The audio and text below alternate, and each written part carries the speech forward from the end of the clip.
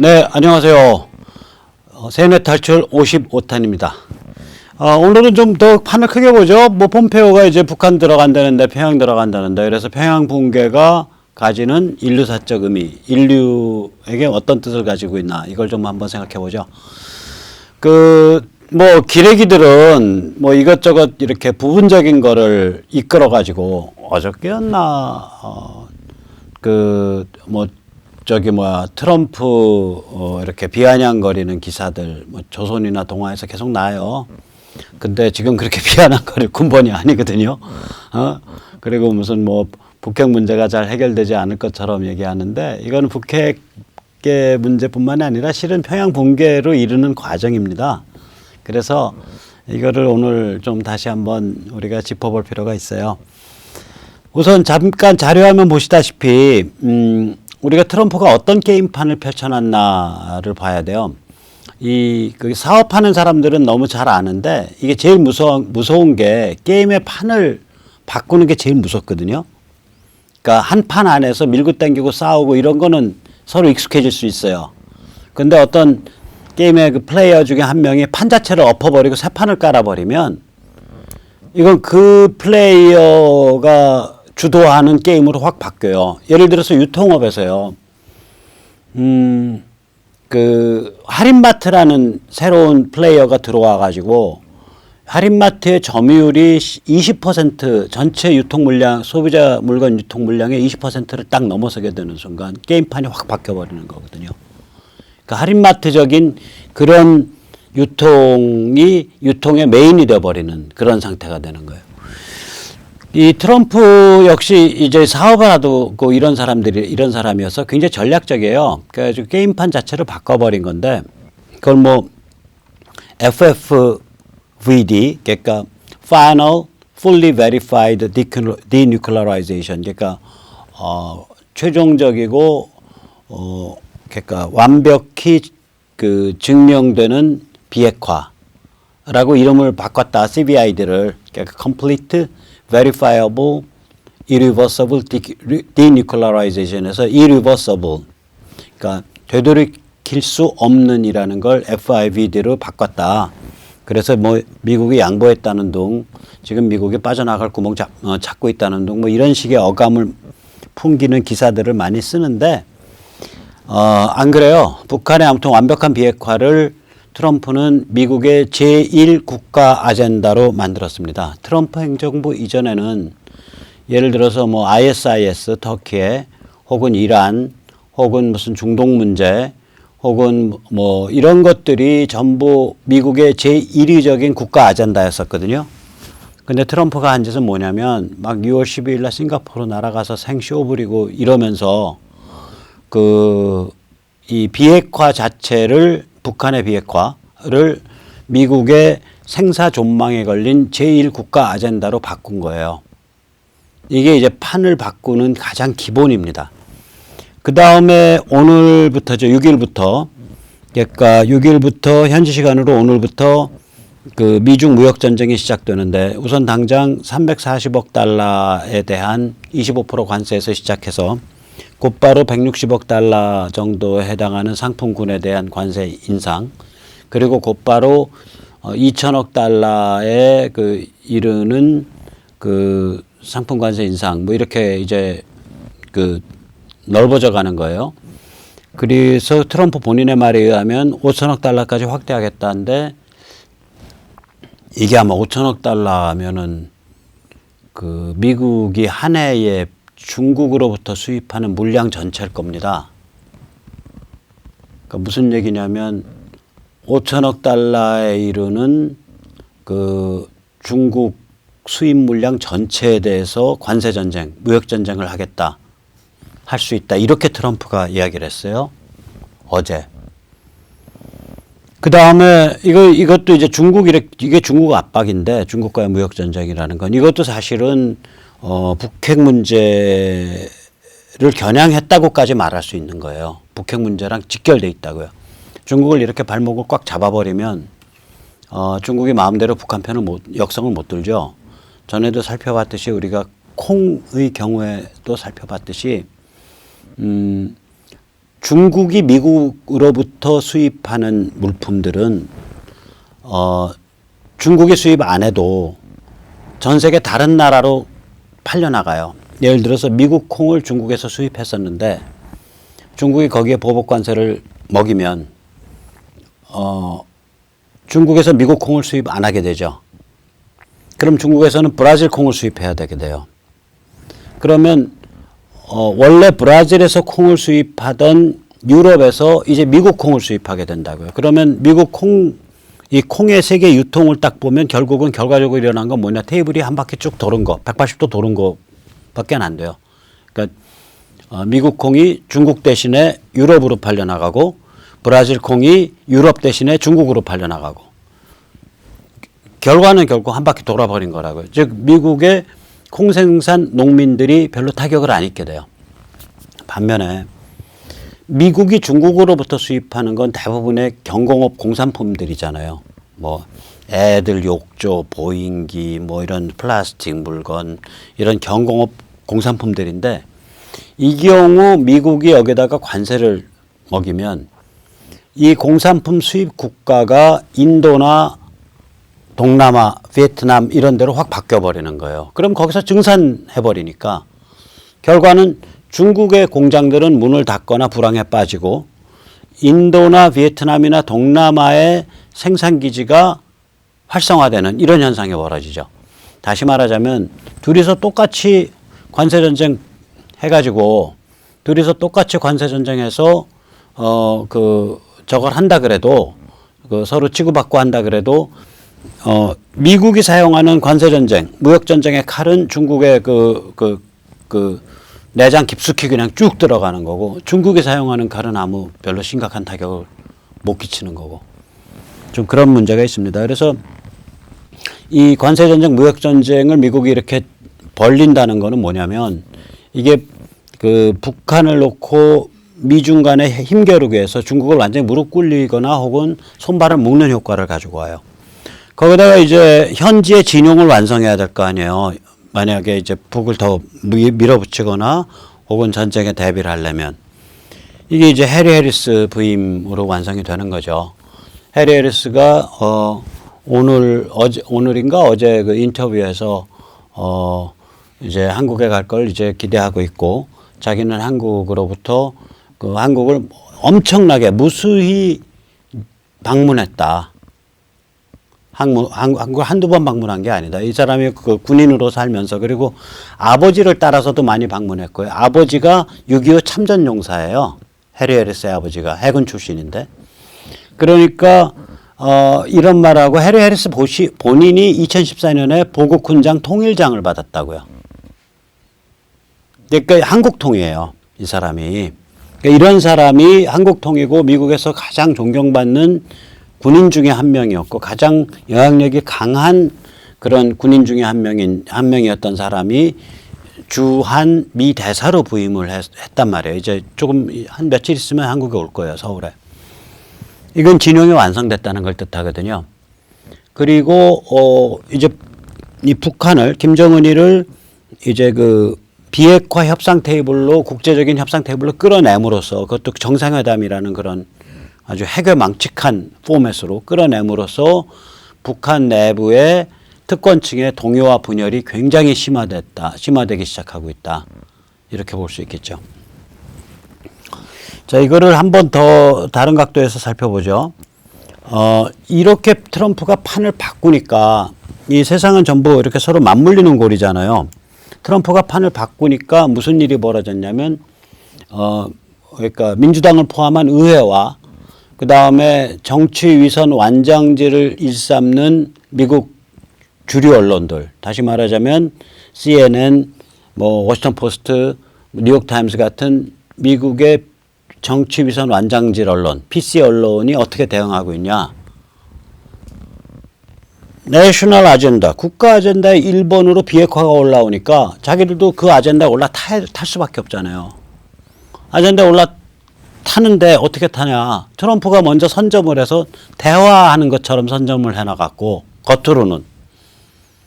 뒤로는 어마무시한 군사적 압박으로 다 포위해놓고 겉으로는 대화하는 것처럼 그 자리를 선점을 해놓으니까 의회와 PC 언론이 올라탈 때는 매파, 전쟁파의 입장에서 올라탈 수밖에 없다고요. 그러니까 이 트럼프 기막히게 머리를 쓴 거예요.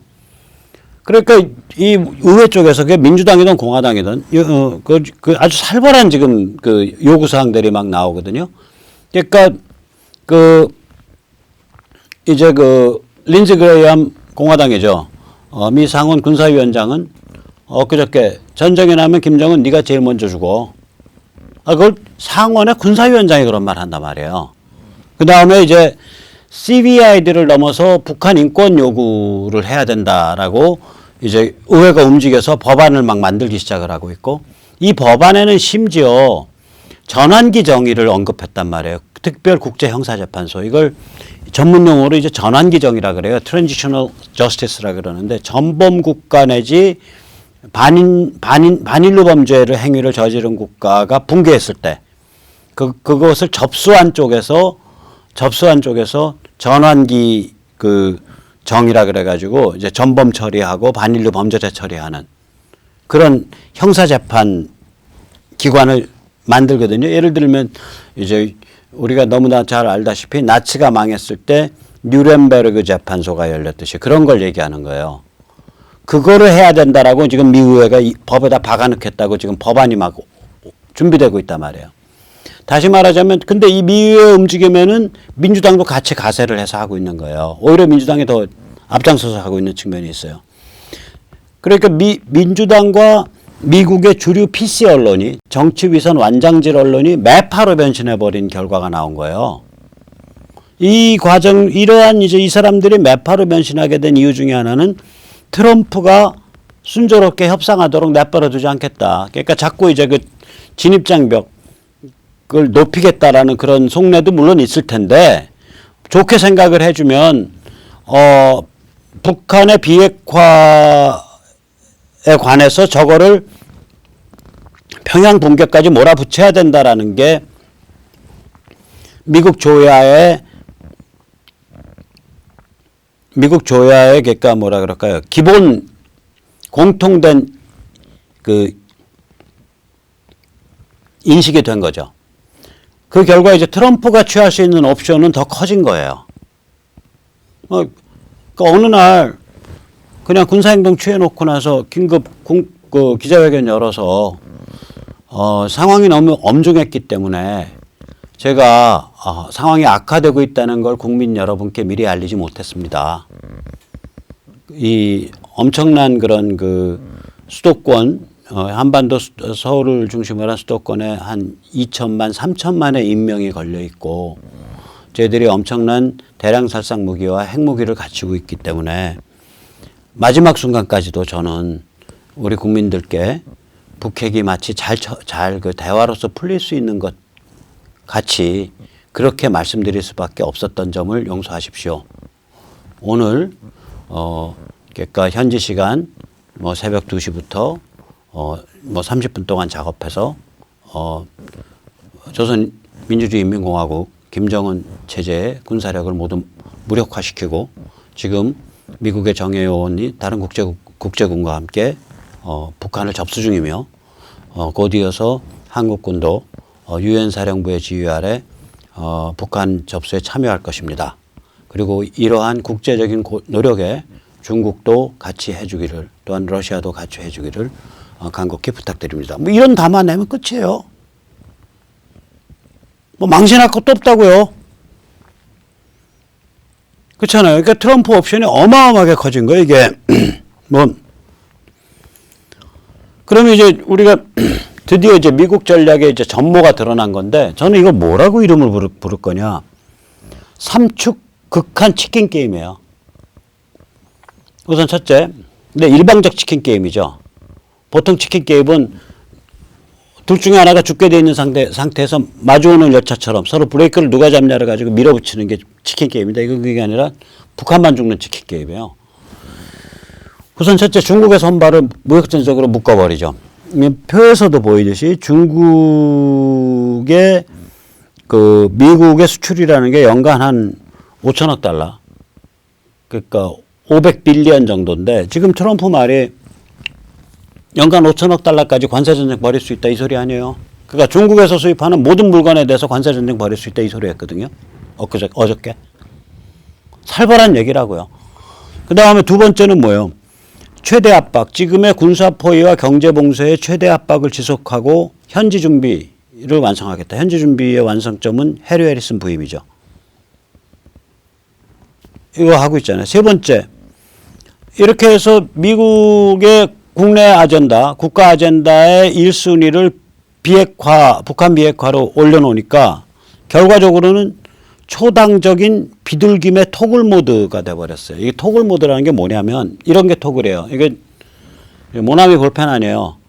누르면은 앞에 핀이 나오고요. 여기 누르면은 핀이 앞에 볼펜 꼬다리가 들어가죠. 그러니까 둘 중에 하나가 이렇게 바뀌는 거. 손바닥 뒤집듯이. 그걸 토글이라 그래요. 그러면 초당적인 전쟁이나 평화냐 토글 모드가 되어 있는 거야. 그러니까 지금은 평화처럼 협상하는 것 같아도 어느 순간 일 저질러 놓고 국민담화 한번 발표하면 바로 전쟁 모드 되는 거예요. 또 바로 전쟁 모드 할 것 같이 압박하다가도 어느 한순간 야 그럼 대화해 하고 또 탁 뒤집으면 평화 모드 되는 거예요. 근데 이렇게 이 토글 모드를 공화당이나 트럼프만 하고 있는 게 아니라 이렇게 토글 모드로 왔다 갔다 하는 거를 민주당이랑 PC 언론까지 이제 옆에서 거들어주는 상태가 된 거예요, 이게. 그래서 초당적이죠. 초당적 전쟁 평화 토글 모드가 된 거예요, 이게. 살벌한 거예요. 이거를 완성시킨 거라고, 이제. 딱 이렇게 되니까 그 다음은 뭐가 돼요? 북한에 대해서 이제 극한 치킨 게임 할 수 있는 거죠. 말로는 점잖아요. 아, 김정은이 참 똑똑하고 나랑 김정은이랑 잘 약속했고 비핵화 올 거야. 나 그렇게 믿고 있어. 우리 폼페오 가니까 아마 얘기 잘 될 거야. 말로는 이러지만 행동으로는 무지하게 살벌하게 너 죽을래 하고 계속 칼끝이 목 언저리를 이렇게 맴돌고 있는 상태거든요. 이거 뭐냐고요. 결국 평양이 내파, 임플로전, 스스로 사단이 일어나서 내부에서 사단이 일어나서 붕괴하던 혹은 예방전쟁으로 붕괴하던 평양 붕괴까지 몰겠다는 얘기죠. 이거. 평양 붕괴를 중착점으로 삼은 삼축 극한 치킨 게임을 하고 있는 거예요. 그 세 개의 축 중에 하나는 중국 손발 묶는 거. 둘은 최대 압박 지속하고 한국의 막강한 현지 책임자 해리 해리슨 부임시키는 거. 세 번째는 가장 중요한 건데 민주당과 PC 언론까지 참여하도록 그러니까 끌어당긴 초당적 전쟁 평화 토글 모드를 완성하는 것. 이 셋이 다 돼 있잖아요. 이제 다 된 거거든요. 그러니까 이런 상황을 전체적으로 보질 못하고 부분적으로 김정은이 그 참 똑똑한 친구야. 나랑 싱가포르에서 엄청난 거 사인했고 그 사인에 따라서 아마 잘 처신할 걸로 믿어. 이런 거 능구렁이 같은 말 한두 마디 캐치해가지고 트럼프가 지금 대한민국을 시진핑하고 김정은한테 팔아먹으려고 그런다는 둥 그냥 잠깐 자기 그 체면 살리는 그런 엉터리 같은 협정 맺고 나서 바로 발 뺄 거라는 둥 이런 식으로 얘기하는 거는 굉장히 피상적인 얘기가 될 겁니다. 그러면 우리가 이제 평양 붕괴가 인류 역사에서 어떤 의미를 가지나를 한번 좀 볼 필요가 있어요. 제가 개인이 기적이다라는 시리즈에서도 잠깐 말씀드렸지만 우리가 현대적인 인간, 우리 현대를 살아가는 이런 라이프 스타일과 이런 그 심리 상태가 대충 완성이 된 게 이런 쪽으로 완성이 된 게 영국을 기준으로 했을 때 17세기 말이에요. 그러니까 르네상스라고 이른바 불리는 사건으로부터 그러니까 1400년대, 1500년대, 1600년대 1300년대부터 시작해야죠. 1300년대, 1400년대, 1500년대, 1600년대 이 400년에 걸쳐서 현대 사회의 특질이 만들어졌다고요. 현대 문명의 특질이. 그런데 그 후에 300년 동안 이 두 개의 고질병을 알아왔어요. 이 현대 문명이, 현대성이. 하나는 뭐냐면 후진국의 등 이런 그 현대 문명에 뒤처진 국가도 함께 같이 번영하는 그런 라이프 스타일, 그런 게임의 룰이 있냐. 이런 문제가 있는 거예요. 이게 이런 게임의 룰이 필요하다라는 걸 굉장히 암시한 작품이 제가 엊그저께도 말씀드렸지만 조나단 스위프트의 걸리버 여행기에 18세기에 나온다고 이미. 뭐냐면 야 문명과 과학 지식을 좀 더 앞섰다고 완전히 상대방은 이제 그렇게 하면 난장이 같이 되는 건데 거꾸로 뒤집어서 생각해 보자. 우리보다 문명과 과학 지식이 조금 더 앞선 다른 어떤 권역이 있다면 그 권역에 있는 국가나 사람들 앞에서 우리는 또 난장이 되는 거 아니냐. 이건 뭐 사실 따지고 보면 도토리 키재기 정도의 인류의 그 유구한 역사에서 보면 도토리 키재기 정도의 그런 차이인데 이 알량한 차이 가지고 우리 유럽인들, 우리 문명인들 이 같은 그런 교만한 생각에 빠지고 완전히 상대방을 야만이고 그 썩어 빠진 인간 종류로 해서 밟아버리려고 하는 이 태도가 과연 맞는 거냐. 이게 걸리버 여행기의 문제의식이에요. 이걸 뒤바꿔서 말하면 야, 우리가 현대 문명과 현대 과학기술, 현대적인 그런 정부 제도, 국가 제도에 뒤졌는데 우리가 이 뒤진 이런 그 민족, 이런 뒤진 사회, 뒤진 국가가 분발해가지고 같이 번영할 열심히 같이 하면 같이 번영할 수 있는 그런 게임이 도대체 성립되어 있는 거냐. 불행하게도 이런 게임이 전 세계적으로 이런 게임을 성립시켜야 된다고 확실하게 방향이 잡혀서 밀고 나간 건 세계 제2차 세계대전이 끝난 이후 미국이 그런 거예요. 그 이전에는 식민지는 영원한 식민지예요. 이류 국민은 영원한 이류 국민으로 취급당하는 거예요. 틀을 넘어설 수가 없다고요. 그 장벽을. 지금은요, 예를 들어서 뭐 선진국과 후진국의 뭐 소득 격차가 나날이 벌어진다고요? 오케이, 벌어질 수 있어요. 하지만 소말리아를 예를 들자고요. 그 해적밖에 못 만들어내는 비참한 나라잖아요. 만약에 소말리아 사람들이 각성을 해서 애들 교육에 노력을 하고 새로운 문명을 배우려고 노력을 하고 정신만 각성돼 있다면 그 길로 나선다면 소말리아 사람들이 100년 후에 지금 대한민국과 같은 그런 지위에 올라올 수 있을 거라고요. 50년 후에는. 혹은 70년 후에는. 즉 이제는 자기 자신의 문제인 거예요. 그게 너무 명확해진 거예요. 그게 왜 그렇게 됐냐.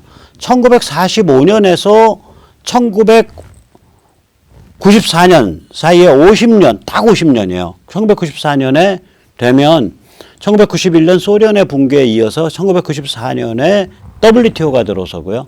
1994년에 인터넷 상용화가 시작돼요. 즉 지식 창조 경제를 위한 전 세계적 실시간 통신의 인프라가 갖추는 거예요. 유비쿼터스 통신에.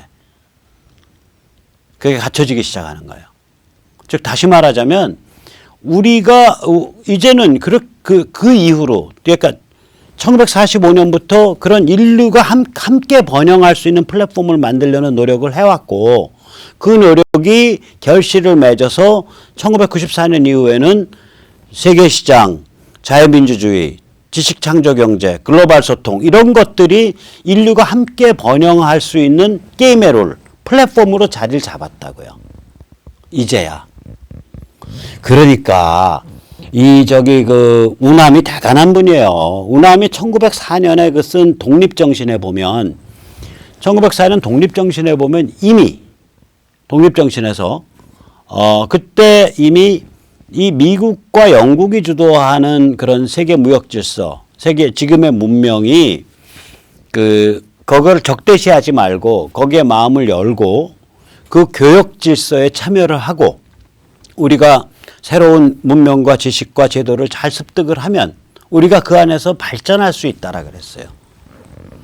그때요, 우남과 같은 말하는 사람 드물 때예요. 전 세계적으로. 전부 후진국 혹은 식민지 처지에 빠진 그런 지역의 젊은이들이나 그런 지식인들은 저 나쁜 제국주의 세력 저놈들을 피로써 쳐부수고 민족 해방을 이루어야 되고 그리고 우리가 강자가 돼야 되고 아니 신채호의 그 아와 비아의 투쟁도 그거 아니에요. 극단적이잖아요. 세계는 나 아닌 것 사이의 투쟁인데 내가 나 아닌 것을 지배하냐, 내 아닌 것이 나를 지배하냐라는 그러한 아사리판이다. 그게 신채호 사상의 핵심이거든. 그게 또 어떻게 보면 김일성 주체 사상의 핵심이에요. 조선민족과 조선민족이 아닌 것들 사이의 투쟁인데 조선민족이 아닌 것들에 대해서 지배권 혹은 우위권을 확보하냐 아니면 조선민족이 아닌 것들이 조선민족을 지배하냐. 우리는 그러한 세계에 살고 있다. 이게 김일성 주체 사상의 핵심이잖아요. 신채호랑 굉장히 닮은 꼴이에요. 신채호랑 동시대 인물이 우남이라고요. 우남은 그렇게 안 본 거예요. 이 세계 질서 속에서 새로운 지식과 새로운 제도를 배우고 우리가 독립정신으로 각성한다면 이 새로운 세계 질서 속에서 우리가 번영할 수 있다 해요. 우남과 같은 그러한 질서가 실제로 들어오기 시작한 건 우남이 그 책을 낸 지 40년 후부터 실제로 들어오기 시작했다고요. 그렇게 대단한 그 통찰과 낙관이에요. 그 독립정신이라는 책이 정말 대단한 통찰과 낙관이에요. 꼭 비봉 출판사에서 나온 판본을 사서 한번 보십시오. 그래서 현대 문명이 가지고 있던 고질병이 이거였다고요. 뭐냐면 유럽 강국 혹은 미국과 같은 강국이 아니면 영원한 노예 민족, 영원한 후진 민족, 영원한 후진 지역, 영원한 노예 지역으로 남아야 되지 않느냐라는 그런 퀘스천 마크가 하나가 있었어요. 그 퀘스천 마크가 해결되기 시작한 게 1945년 이후라고요. 그러면 그 이전에 19세기와 20세기 전반은 뭐였냐? 그 퀘스천 마크가 악몽처럼 전 세계의 모든 사람을 짓누르고 있을 때라고요. 두 번째 현대 문명의 고질적인 질병은 뭐냐면 우리가 현대 문명에서 살면 내가 내다라는 그 맹렬한 자의식을 가지는 자의식 덩어리가 되잖아요. 왜냐면 내가 모든 밥 내가 다 알아서 먹고 살아야 되고 양로원 가는 돈도 내가 다 만들어야 되고 그 맹렬한 자의식 덩어리가 될 수밖에 없어요. 심리학적으로 맹렬한 이고가 될 수밖에 없어요. 그러면 이 맹렬한 이고들이 공동체에 이르게 만들 수 있는 그것도 인류 공통의 관점이 있어야 돼. 인류 공통의 미덕이. 왜냐? 일반적 윤리를 갖고 일반적 미덕을 갖고 일반적 관점을 가지면 1000개의 민족이 있으면 1000개의 윤리 세트가 만들어져요. 그러면 1000개의 민족이 서로 다투지 않게 만들려면 1000개의 밧줄로 모가지를 매야 되는 거예요. 1000개의 민족이 각각 나치와 같은 생각, 각각 김일성 주체 사상 같은 생각, 각각 일제 천황주의 같은 생각, 각각 소련과 같은 생각, 각각 중화 패권주의와 같은 생각을 갖고 있으면 세계는 피바다가 되는 거 아니에요. 그러면 그걸 억제하는 밧줄이 있어야 될 거 아니에요. 야, 남들이랑 같이 살아야 되니까 남들 그 비우상하게 하거나 남들 마음 상하게 하거나 남들 조금이라도 이렇게 심경 건드릴 수 있는 그런 언어는 일체 쓰지 말아야 돼. 그런 거 쓰면 너는 인종주의자고 너는 성차별주의자고 너는 동성애 성소수자를 압박하는 놈이고 너는 극단적 민족주의자고 너는 극우고 너는 파시스트고 뭐 다 그렇게 레이블을 붙여서 그걸 손바닥 꽁꽁 묶어야 돼요. 그게 뭐예요? 그게 PC였다고요. 즉 뭐냐면 인류를 위한 관점, 즉 인류 공통으로 사용할 수 있는 인간관, 세계관, 윤리관이 없을 때 그게 없으면 그게 없다는 걸 그냥 받아들이고 그걸 찾으려고 하지 않는 거예요. 그 대신에 우리 남 비웃장 상하게 하거나 남 건드릴 수 있는 그런 거는 그런 일체 언행은 하지 말자.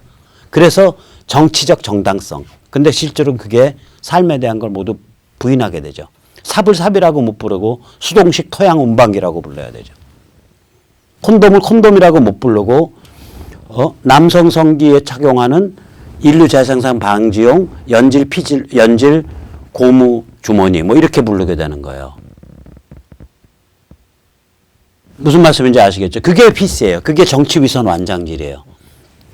그런 PC를 주장하는 자들은 내심에 뭘 깔고 있냐면 인류 공통의 윤리 도덕 관점이라는 건 없을 거다라고 보는 거죠. 즉 다시 말하자면 현대 문명이 가지고 온 질병 중에 두 번째 질병이 이게 심리적 질병인데 우리가 현대 문명이 만들어내는 맹렬한 이고로 살아가는데 이 맹렬한 이고들 내가 내다라는 생각을 갖고 있는 자의식 덩어리 살아갈 수밖에 없는데 이 맹렬한 자의식 덩어리들이 공동체를 이루는 그런 길을 인류 전체에 걸쳐서 공동된 그런 그 어떤 기준이나 방법이 없을까 이런 문제라고요. 그게 야 그런 거 없어. 그런 거 없고 후진국은 영원히 노예국가로 남으니까 차라리 잘 됐어. 이 판에 그냥 확 뒤집어 엎어서 피바다 만들고 계급과 민족 둘 중에 하나 택해가지고 그냥 그 전체 피바다로 그냥 천국을 한번 만들어 봐. 이게 전체주의고요. 서유럽과 미국의 PC는 정치소 완장질은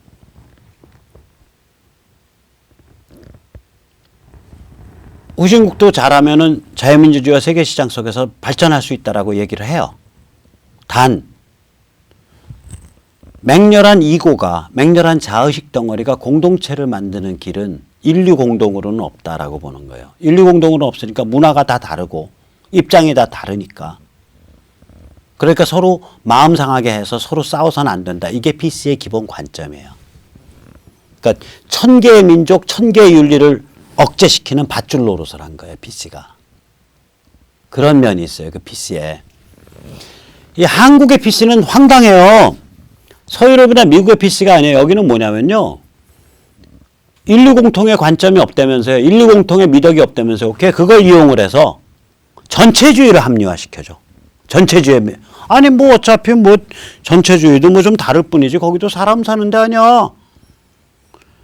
서유럽이나 미국 PC는 그 말을 안 해요. 이걸 누가 그렇게 합리화시켰냐? 이 인간이라고. 아주 기막힌 사례예요. 이게 송도율.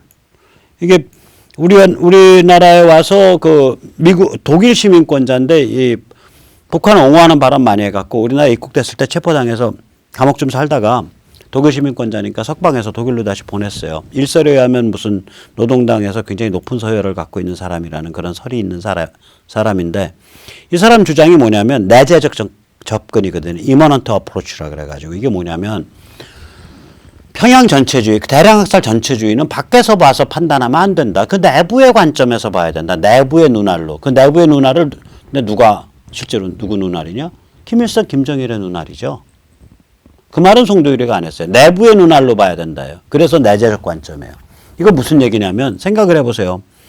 인류 공통의 보편적인 윤리, 도덕을 부정하는 게 PC거든요. 사실은.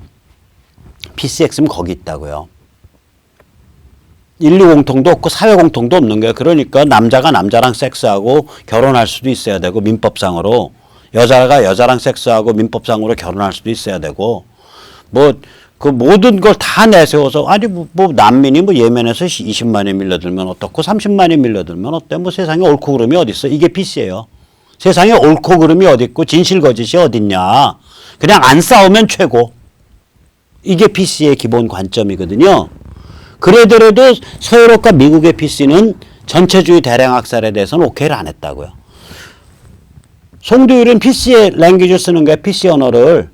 송도율 같은 사람들, 한국의 PC들은 아 거기 옳고 그름이 어디 있고 뭐 저기 시비가 어디 있어. 그 뭐 저기 진실 거짓이 어디 있어. 다 자기 관점에서 보는 거지. 오케이. 그러니까 북한의 대량학살 전체주의도 그 내부 관점에서 봐야 돼. 밖에서 보면서 그거 나쁘다고 할 일 아니야. 이게 송도율 얘기예요. 내재적 관점. 그러니까 한국의 PC는 굉장히 썩어 있는 거예요. 이 오바마 같은 미국의 PC는 그래도 북한은 단죄를 한다고요. 여기는요. 북한에 대해서 면죄부를 주기 위해서 PC의 관점. 즉 시비와 진실 거짓을 옳고 그름 진실 거짓을 포기하는 상대주의 관점을 쓰는 거예요. 그래서 한국의 PC들은 일고의 존중의 가치 없이 전체주의 부역자들과 함께 적으로 돌려가지고 무찔러 버려야 돼요. 한 큐에. 자, 보세요. 그 다음에 이제 보세요. 자, 그러면 이제, 자, 그런데 자, 제가 이제 말씀드렸죠. 현대성이 이런 300년 묵은 고질병을 앓고 있다. 그러니까 1700년대, 1800년대, 1900년대 이 고질병을 알아왔다. 그 고질병은 두 개인데 하나는 후진국이나 식민지를 겪은 민족, 그런 처지에 있는 민족도 같이 번영할 수 있는 길이 있냐라는 데 대한 퀘스천 마크. 그것에 대한 답이 주어지기 시작한 게 세계 제2차 세계대전 이후다. 두 번째, 맹렬한 자의식 덩어리들이 공동체에 이르는 공통의 윤리나 관점, 철학, 인간관이 있을 수 있냐. 맹렬한 자의식 덩어리들이 공동체를 구성할 수 있는, 자유민주주의 공동체를 구성할 수 있는, 그게 현대 문명의 두 번째 고질병이에요. 그런데 평양이 붕괴한다는 얘기는 둘에 대해서 둘 다 예스라고 확정 도장을 꽝 찍어주는 그런 사건이에요. 평양이 붕괴한다는 건 뭐냐? 첫 번째 문제에 대해서 어떤 민족, 어떤 나라든 어떤 경험을 했던 자유민주주의와 세계시장과 지식창조경제를 플랫폼 삼아서 삶의 토대로 삼아서 번영할 수 있다라는 그 진실의 최종 확인 도장을 꽝 찍는 사건이에요. 두 번째, 이 맹렬한 자의식 덩어리들이 자유민주주의 공동체를 이룰 수 있냐라는 두 번째 고질병에 대해서 평양이 붕괴하고 남쪽의 자유민주주의가 강화되고 북쪽의 자유민주주의가 강화돼서 결국 새로운 공동체가 만들어지는 그런 모습이 보여지는 그 과정 자체가 이런 일을 하는 거예요.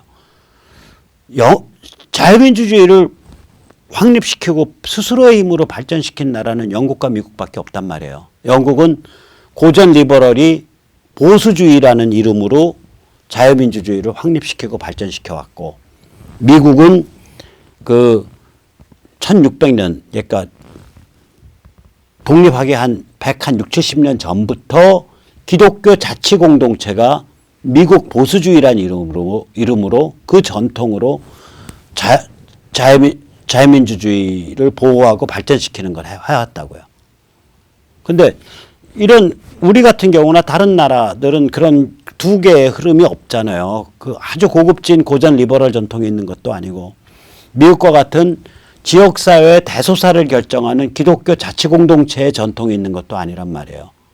그냥 현대 문명에 의해서 맹렬한 자의식 덩어리, 에고가 돼서 그냥 헤매고 돌아다니면서 그냥 애답게 살아가는 그런 사람만 있는 거예요. 이 사람들이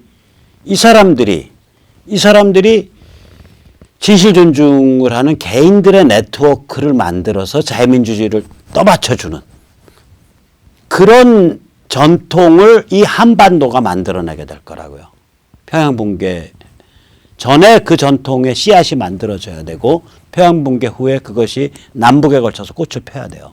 그러지 않으면 통일을 못 이루니까. 그러지 않으면 70년 동안 그 아주 흉악한 대량학살 전체주의 체제 아래서 산송장으로 시들어온 사람들이 자유민주주의와 세계시장을 삶의 토대로 삼아서 살아가는 당당한 개인으로 부활될 수 없기 때문에 저희는 그걸 해낼 수밖에 없다고요. 처지가.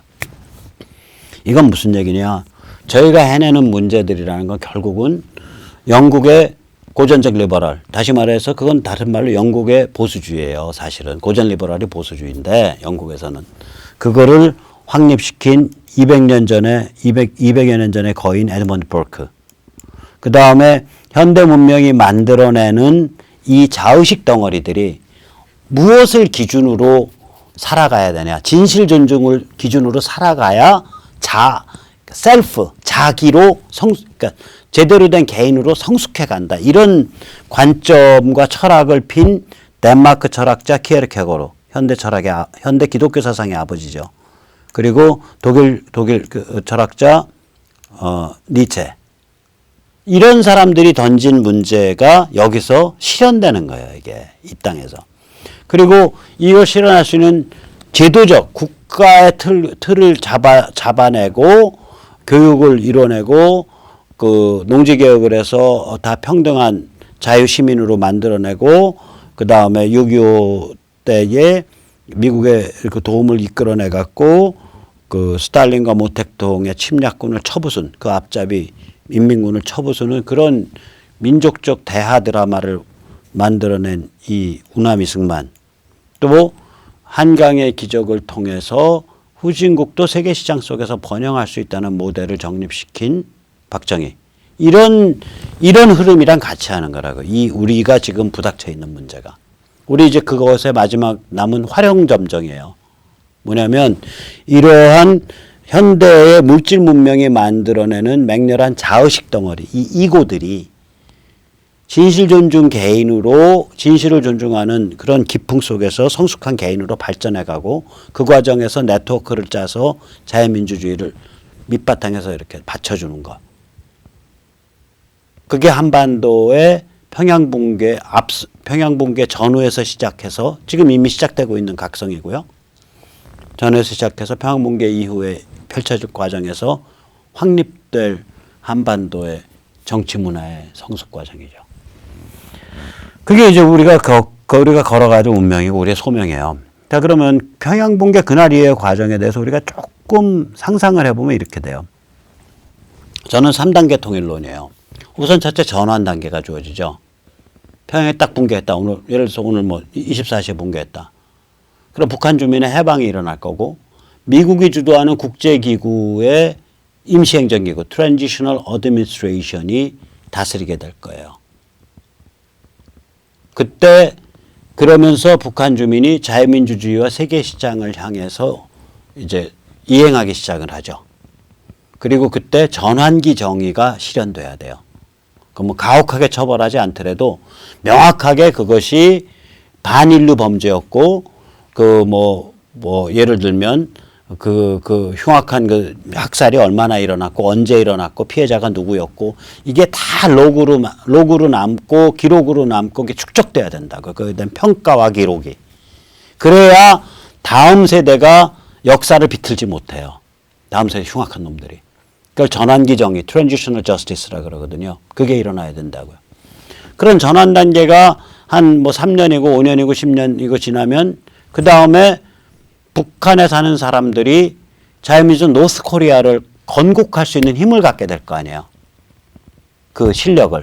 그러면 TA 이후, 즉 임시행정기구 단계 이후에 임시행정기구가 끝날 무렵에 자유민주 노스 코리아가 건국이 되겠죠.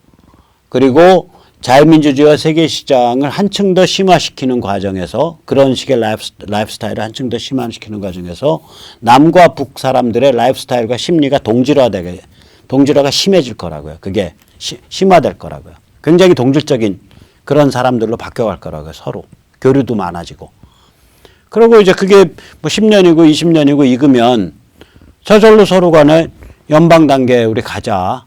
그래서 대한민국과 자유민주 노스코리아 국민들이 국민투표의 결정에 의해서 두 나라가 통일 연방, 자유민주 연방 국가를 이루는 그런 단계로 가겠죠. 이제 그러한 3단계 통일, 즉 전환 단계, 동질화 단계, 연방 단계, 이 3단계 통일이에요. 그러면 평양 붕괴라는 게 거기 3단계 통일 과정을 밟아가는 과정을 뜻하는데 이 과정에서 우리 한국인들, 우리 한반도에 사는 남북한의 사람들이 인류에게 가지는 의미는 현대 문명의 이 두 개의 고질병에 대한 최종 해결, 최종 그 해소에 관한 증명도장을 꽝꽝 찍는 거라고요. 그게 후진국이든 뭐든 간에 어떤 경험을 가졌던 민족, 어떤 경험을 가졌던 국가, 어떤 경험을 가졌던 사람들이라도 자유민주주의와 세계시장과 지식창조경제라는 플랫폼에서 번영할 수 있다라는 거를 최종 확인도장 찍어주는 거고, 그 다음에 두 번째, 이 맹렬한 자의식 덩어리, 현대문명을 살아가는 맹렬한 자의식 덩어리들이 진실 존중이라는 진실이냐 아니냐에 따라서 나의 관점, 이해관계, 그 다음에 입장을 조절할 수 있는, 바꿀 수 있는 그런 대범함, 그런 관대함, 그런 공정함을 몸에 익혀서 그 기풍을 통해서 성숙한 개인으로 발전해가는 것. 그러면서 그 과정에서 그런 자들이 밑에서 네트워크를 짜서 자유민주주의를 밑에서부터 받쳐주는 것. 그래서 영국에 수백 년 동안 쌓여져 있던 그런 고급진 고전 리버럴, 다른 말로 영국 보수주의, 전통이 없는 민족이더라도, 혹은 미국의 그 초기 건국 이전부터 건국 이전 150, 60년 전부터 존재해온 강력한 그 기독교 자치공동체의 풀뿌리 민주주의 전통이 없는 곳이라도 결국은 현대 문명 속에서 정신만 똑바로 차리면 자유민주주의를 받쳐내는 시민사회를 건설할 수 있다. 이거를 증명하는 거라고요. 이 두 가지가 현대 문명, 모더니티, 현대성의 아주 그 300년을 지배해온 고질병이었거든요. 이 고질병의 최종 해결, 그 고질병을 최종적으로 극복했음을 선언하는 땅이 바로 이곳 한반도입니다. 그렇게 될 겁니다. 오늘 여기까지 모시겠습니다. 감사합니다.